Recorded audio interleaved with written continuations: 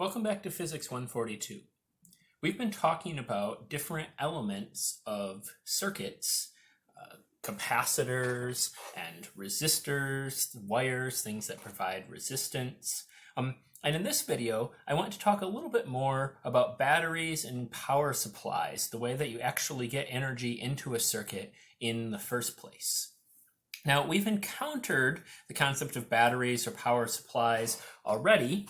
Specifically, when we've been drawing circuits, we've needed to have a way to get some energy into the circuit to get a potential difference into the circuit. And so we've represented batteries and power supplies with a long line and a short line. And the long line we say is at high potential, and we call that the positive terminal. And the short line we say that's at low potential, and we call that the negative terminal. And we draw our circuits saying that, okay, on this end we're at high potential up here, down here we're at low potential, so we get some potential difference across this power supply or battery. I say power supplies or batteries. Power supplies, are things usually they're going to supply power into a circuit. Might be something that you just plug into a wall, right? Batteries, usually all the energy is sort of stored internally, right? But they both do the same thing, and so we can sort of use them interchangeably, all right? So power supply or a battery is a thing that sort of introduces this energy into the circuit. And specifically, a way that I like to think about it is I say that a battery or a power supply is a device that does work on charges that flow through it. All right, I'll say that again. Batteries or power supplies are devices that do work on charges flowing through it. And when you do work on something, well, what does that do? That changes its energy, right? So another way of saying this is we could say that we're supplying or giving energy to the charges, right? Or it's a device that supplies or gives energy to the charges. All right? So where do the charges get their energy? They get it from the power supply. Another way that I maybe like to think about this is I like to think of power supplies sort of like if we use the analogy of height and hills, I like to think of them as sort of like elevators or pumps. All right, basically what they're doing is if you have a bunch of charges that have very low amount of energy down here, right, they're at low potential. So maybe they're at zero potential down here. Well, then the power supply is going to pick them up and it's going to lift them up to high potential over here. So you could think of it like a pump, like pumping water, right? Here's water at the bottom of the hill. You have to pump the water up to the top of the hill. Once it's at the top of the hill, then you have lots of gravitational potential energy up there, right? And the water can flow back down, right? So you go up to some potential V up here. So it's acting sort of like an elevator here, lifting things up from low energy, from low potential, up to high energy, high potential, all right? So yeah, if we want, we could write that down. We could say acts like a pump that lifts, and maybe I'll put that in quotes, right? Because it's not actually lifting something up physically, right? It's just sort of an analogy, right? But it's a useful analogy. It's lifting the charges to higher potential, all right?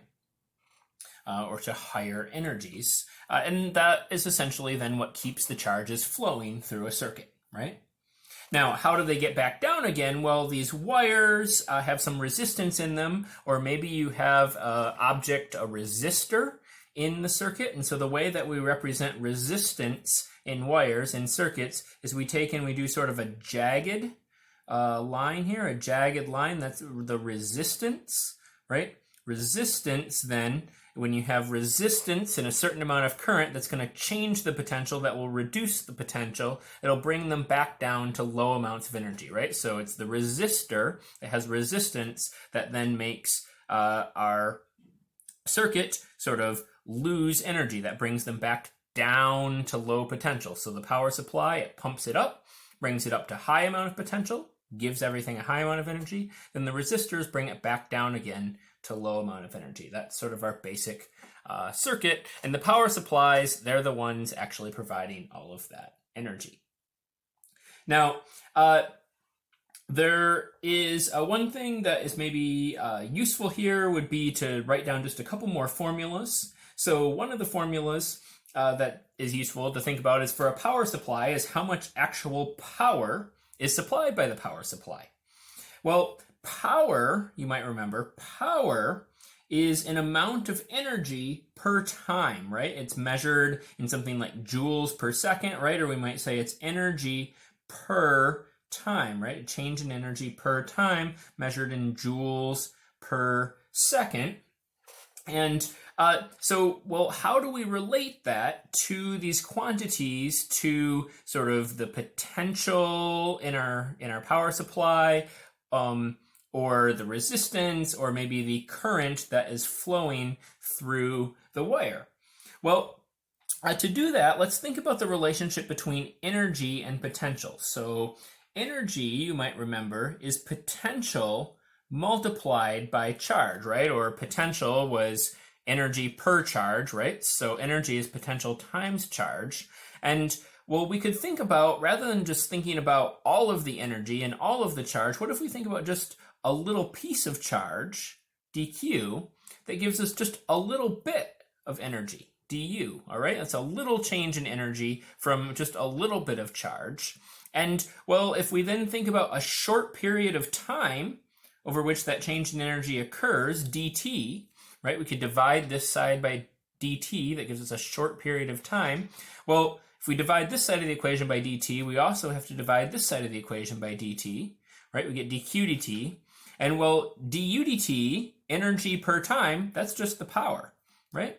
And dq dt, charge per time, flow of charge, right? Change of charge of time, that's the current. dq dt, that's our definition of current.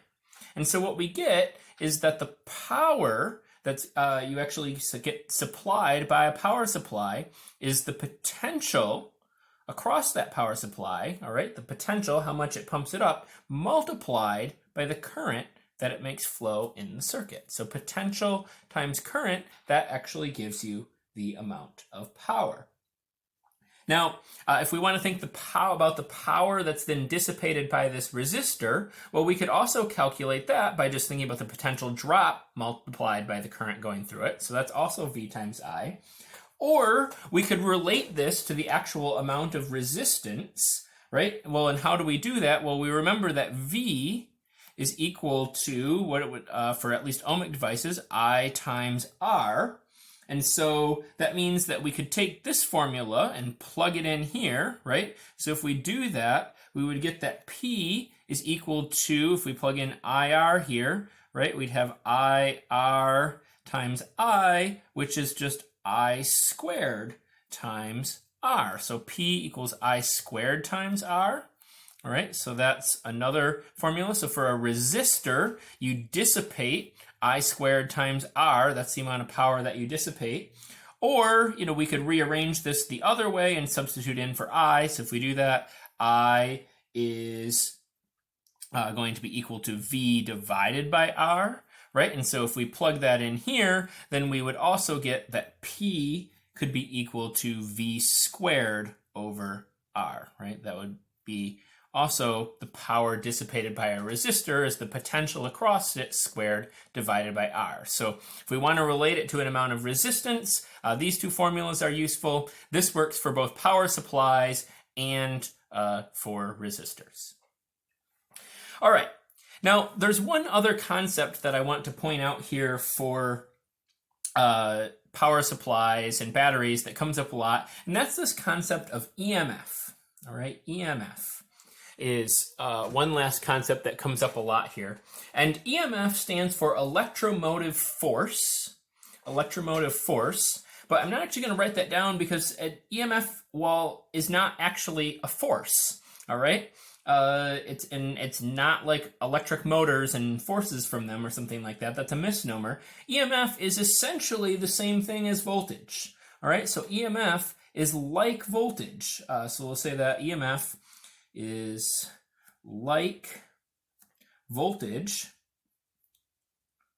all right? It's like electric potential, all right? It's even measured in volts, right? So it's measured in volts, which are joules per coulomb, all right? So it's measured in volts. Measured in volts, right? And 1 volt is 1 joule per coulomb. And if you have ideal power supplies, in ideal power supplies, they're exactly the same thing, all right? Potential equals EMF. I should mention, what symbol do we use for EMF? Well, we use this sort of swirly E, or sometimes capital epsilon, all right? So swirly E or capital epsilon is what we use for EMF. And in an ideal power supply, they're exactly the same thing, all right? The potential across that power supply is equal to the EMF in that power supply.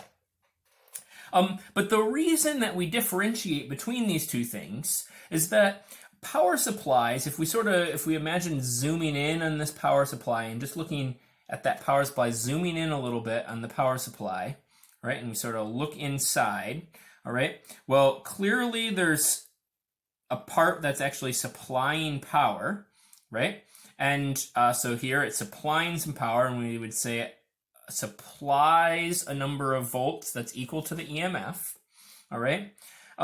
But if you have a real power supply, it not only supplies some power, but also, there's some circuitry in here, and that circuitry has a little bit of resistance to it. So there's some internal resistance. So for a real power supply, we'll put that over here, for a real power supply,